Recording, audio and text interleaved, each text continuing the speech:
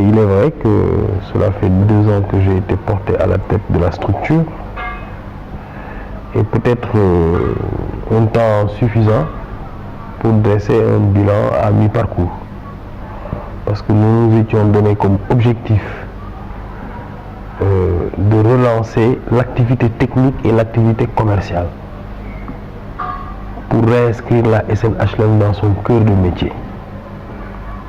C'est-à-dire permettre au plus grand nombre de Sénégalais d'accéder à un toit. En cela, je pense que nous pouvons dire que la mission a été menée de manière très intense, très active, parce qu'aujourd'hui, tous les chantiers qui étaient à l'arrêt ont été redémarrés. Que cela soit des chantiers d'immeubles ou des chantiers de cité. Nous avons rajouté à cela de nouveaux programmes qui ont été initiés et lancés et qui sont aujourd'hui en phase non pas de maturation mais d'exécution pour certains lots. Et je vais donner un seul exemple parce que c'est révolutionnaire. Nous avons démarré la première tranche de 300 logements pour la cité des Corosols de Ndiakhirat. C'est une rupture après 21 ans de léthargie dans la construction de cités pavillonnaires dans Dakar. Par conséquent, je pense que techniquement et commercialement, nous sommes dans les objectifs que nous nous étions fixés.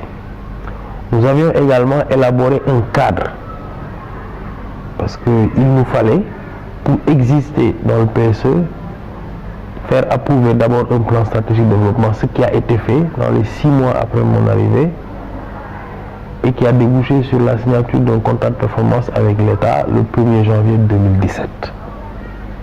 Bon, je suis au regret aujourd'hui de dire que effectivement, pour l'instant, en tout cas, nous n'avons pas une application qui nous est favorable des dispositions contractuelles qui encadrent le contrat de performance que nous avons signé avec l'État. Nous sommes en phase d'évaluation, en tout cas de la première période d'application du contrat de performance. Donc peut-être qu'il est prématuré, effectivement, de rentrer dans les détails. Mais ce qu'il y a à constater, c'est qu'encore, nous pensons qu'il y a réellement des efforts à faire parce que nous comptions sur le contrat de performance pour en tout cas faire revivre la société qui est déjà dans le processus de redorer son blason et de se réinscrire dans les missions classiques. Donc, et nous avions trouvé que le plan stratégique de développement d'abord et le contrat de performance qui était adossé étaient les outils idoines pour mener en fait cette feuille de route. C'était en fait le modus operandi. Malheureusement, dans l'évaluation, on se rend compte qu'il va falloir qu'on se mette encore autour de la table avec les autorités qui représentent le CDP, c'est-à-dire la tutelle, surtout financière, représentée par le ministère de l'économie et des finances et du plan. Vous savez, les problèmes ne peuvent pas manquer. Pour une société qui existe depuis 1959 et qui, avec la SICAP, a réalisé l'essentiel des grands programmes immobiliers au niveau national. C'est des problèmes délicats, mais c'est des problèmes pour lesquels nous cherchons également des solutions. Je pense que ce sont des immeubles qui sont communément appelés les immeubles des Lions, parce que le président Abdou Diouf, effectivement, avait, à la suite de la victoire des Lions en Coupe d'Afrique, on leur avait octroyé là-bas un certain nombre de logements en guise de récompense pour service rendu à la nation. Mais au fil du temps, les immeubles ont révélé des problèmes techniques. Et face à ces alertes, il y a eu un premier processus donc de libération des immeubles et 7 ont été entièrement libérés. Et tous ces propriétaires qui sont devenus finalement locataires bénéficient soit d'une indemnité versée par la SNHLM ou d'un loyer qui est payé par la société. Mais ce sont des charges qui sont, je dirais, qui deviennent non seulement incompressibles pour nous, mais il n'y a pas d'investissement, c'est pas un investissement, c'est quasiment de l'argent qui ne génère rien du tout. Aujourd'hui, par exemple, on est à peu près à quasiment près de 3 milliards de loyers payés ainsi. La charge globale depuis que le problème est apparu. Pour Maurice, c'est ça le problème. Mais en attendant, il faut effectivement beaucoup discuter avec le collectif, trouver des solutions, je dirais provisoires quelquefois, par rapport à des situations qui sont très délicates. Alors, pour ce qui est de Ziguinchor, là aussi, c'est un projet qui a été démarré en 2011. Alors, il s'est trouvé qu'il y avait d'abord une première entreprise défaillante. Donc, il fallait recommencer le processus. C'est ce qui a été fait. Et le projet a été suivi, c'est un projet de 104 logements.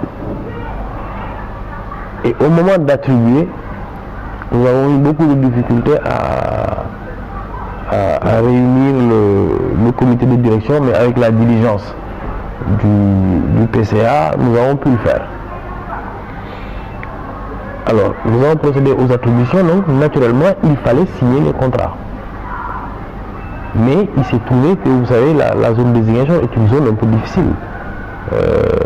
Il s'est trouvé que la voirie intérieure n'était pas tout à fait achevée.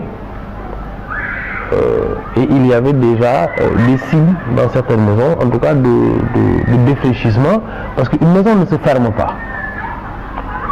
Mais il y a eu, je pense, quelques malentendus, parce que nous, naturellement, pour donner des clés à un allocataire, nous mettons la maison en état d'être réceptionnée, c'est évident.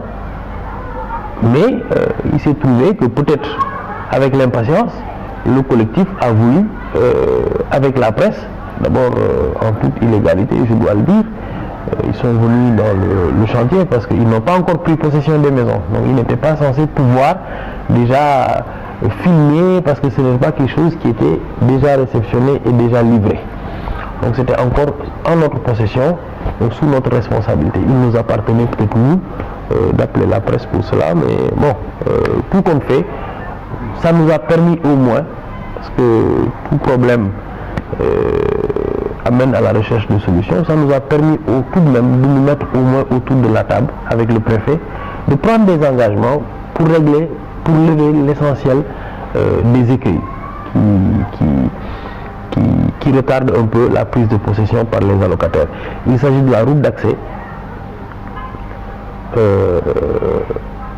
dans le quartier de Kenya, de la voirie intérieure et du défraîchissement des maisons pour leur livraison définitive.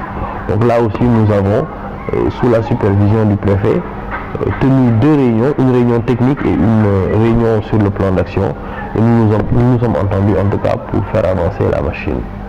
Massar également, c'est un de nos projets phares où il y a des problèmes qui sont nés un peu du non-respect de certaines dispositions du contrat plan qui liait l'État à la SNHLM.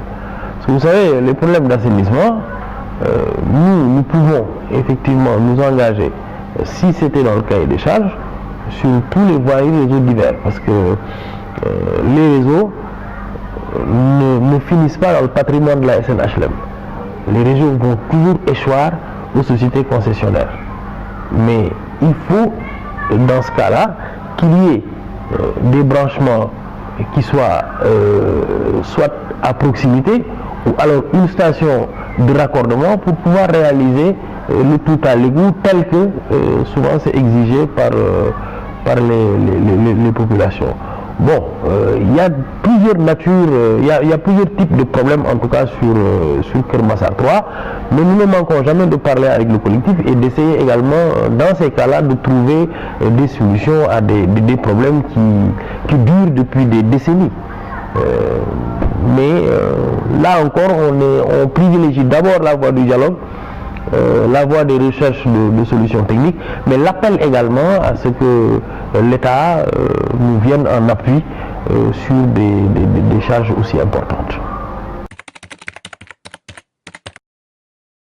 Il y a eu plusieurs mesures déjà d'accompagnement depuis que le président est arrivé. La loi par exemple sur la cherté du loyer, c'était une disposition qui a permis au moins de soulager un temps les locataires. La question de l'accession à la propriété pour les primo-accédants ou les autres, à travers d'abord la création d'instruments financiers d'accompagnement pour les diverses couches de la population, parce que souvent on s'est rendu compte qu'il n'y a que les fonctionnaires tout au long de l'année depuis l'indépendance qui sont en fait dans un dispositif encadré d'accession au logement. Raison pour laquelle quand vous revisitez l'histoire de SICAP ou de SNHLM, ça a permis essentiellement de loger les fonctionnaires qui ont pu accéder à la propriété. Le président a rajouté le fait qu'il faut que ceux qui ont des revenus irréguliers puissent également être dans le process d'accession. Et soit en fait, en tout cas dans les possibilités de se faire garantir leurs revenus qui ne sont pas forcément des revenus garantissables par les banques du fait de leur irrégularité. Donc c'est en cela que le FONGIP, à travers le Fonds de garantie du logement, le FOGALOP, est intéressant. Et parce que ça peut toucher effectivement le cordonnier du coin, ça peut toucher le mécanicien, le chauffeur de taxi et autres. Parce qu'eux aussi sont des citoyens et font partie de ceux qui sont aspirants à la propriété foncière et immobilière. Alors ça pour moi, ce sont des données importantes. La deuxième, c'est la mobilisation de l'effort privé dans la construction du logement social. Parce qu'au fond, la SICAP et la SNHLM ne peuvent pas prendre en charge à elles seules la demande qui est là. Bon, nous avons l'avantage d'avoir une loi sur la promotion immobilière qui est tout de même très claire. C'est une profession qui est bien encadrée et les privés ont déjà fait leur preuve. D'ailleurs, on a bien vu qu'ils étaient au premier plan dans ce qu'il est convenu d'appeler le plus grand développement immobilier, enfin urbain, qui s'opère avec la puissance publique. C'est le pôle urbain de Diamniadio. Vous avez vu que ce sont les privés qui sont au devant. Et pourtant, c'est du logement social qui est proposé, parce qu'il y a du logement économique, du logement moyen standing et du logement très haut standing, parce que Diamniadio répond à une mixité fonctionnelle, mais aussi à une mixité sociale. Alors, il y a cela. Il y a également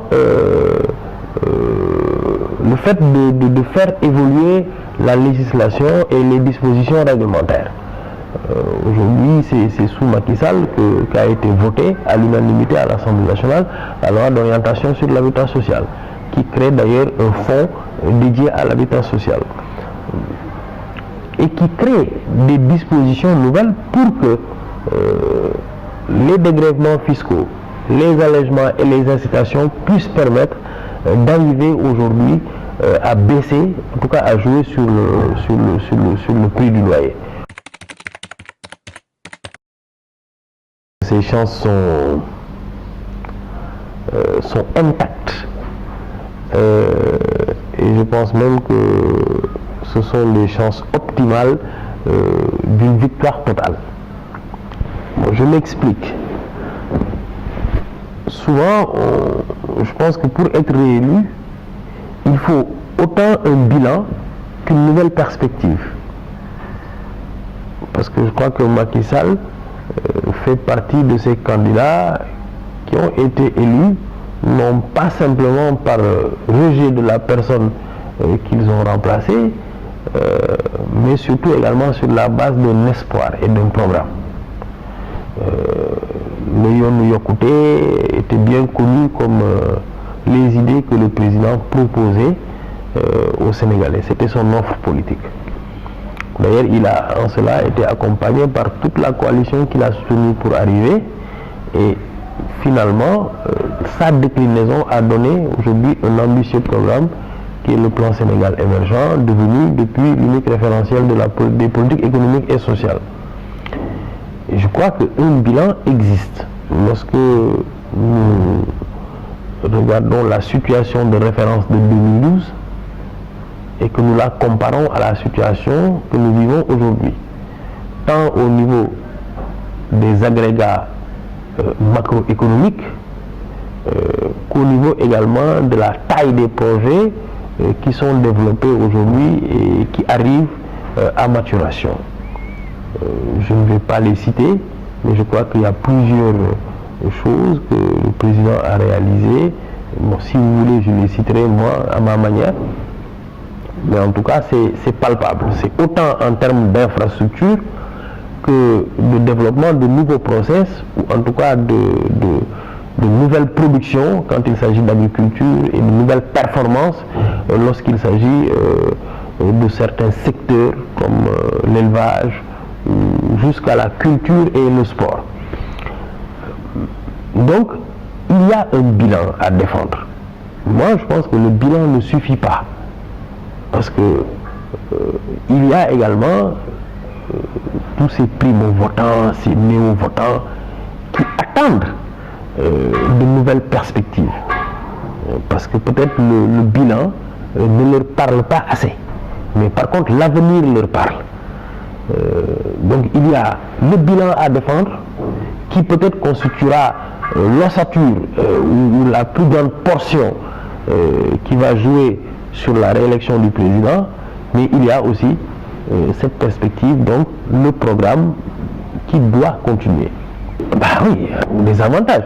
Quand je vois aujourd'hui la nouvelle carte universitaire qui se dessine, quand je vois les dernières grandes décisions que le président a prises pour l'université, quand je vois l'arrivée de la délégation générale à l'entrepreneuriat rapide, quand je vois ce qu'a produit le PRODAC, le PUDC, en termes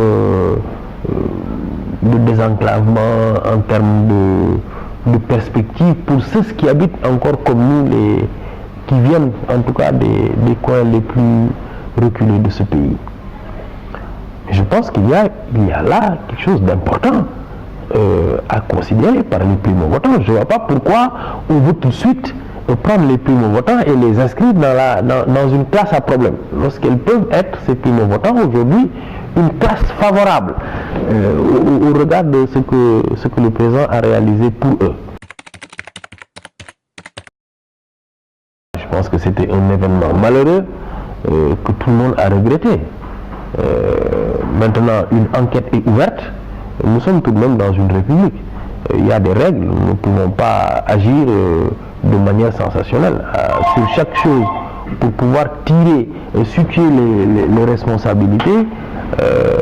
Pour pouvoir tirer les bonnes leçons, il faut savoir également situer les responsabilités, mener les bonnes enquêtes et laisser chaque instance qui est habilitée se prononcer sur un certain nombre de questions. Là, ce sont des questions tellement sensibles et qui nous ont tellement fait mal que nous ne voulons pas adopter la posture pitoyable peut-être de l'opposant qui a envie peut-être de politiser ce qui n'est pas politisable du tout. Le plus important, ce n'est pas de savoir si moi, je pense, mais ce qu'en pensent les principaux intéressés qui étaient là-bas avec les plateformes en train de négocier avec le président de la République. Ce sont les étudiants qui sont importants. Vous savez, moi j'ai un raisonnement très pragmatique sur cette question. Je reconnais le président parce que c'est un 88 comme moi. Lui, il était du mouvement étudiant, nous étions au mouvement élève. Mais c'est à peu près les mêmes types de revendications qui reviennent. J'attends pour ce qui est de l'État. Quand je me prononce sur la base d'éléments concrets. Je ne me prononce pas sur la base d'éléments journalistiques. Je me prononce sur la base d'éléments concrets. Alors, si le président a commis l'IGE pour mener une enquête, peut-être que à l'issue de l'enquête, nous saurons exactement ce qui s'est passé. Alors, j'ai vu même des chèques qui ont été imprimés. Après, on a voulu imputer la responsabilité à X ou Y ou même à la banque qui disait que, bon, voilà. Mais tout ça, ça fait trop de littérature pour tirer une conclusion. C'est la raison pour laquelle je pense que de manière lucide et responsable, le chef de l'État a commis des corps pour effectivement enquêter. Au bout de cela, peut-être que nous saurons exactement qu'est-ce qui n'a pas fonctionné. C'est ce qu'on appelle situer les responsabilités. Mais vous me demandez de faire ce que je ne peux pas faire moi. Parce que d'abord, je suis un républicain. Deuxièmement, c'est quand même la moindre des logiques. Maintenant, le journaliste doit, lui, aller au fond de sa curiosité, faire ses investigations. Mais moi, il ne m'appartient pas de le faire. Et je ne pourrai juger que quand j'aurai des éléments probants. Mais la réalité que je dis palpable, et ce sera mon dernier mot là-dessus, c'est que le président de la République aujourd'hui va réaliser en 5 ans au niveau national plus de lits que ça n'a été fait de 1960 à son arrivée. Voilà des choses aussi qu'il faut mettre en exergue. Moi, ce que ça m'inspire, c'est de travailler davantage. Parce que nous devons également porter le bilan du président. Et je trouve que nous ne le portons pas assez. Parce qu'à chaque fois que je m'adonne à cet exercice de vulgarisation un peu au niveau local du bilan du président, les citoyens sont étonnés. Parce que là, les nouvelles ne sont pas toujours portées.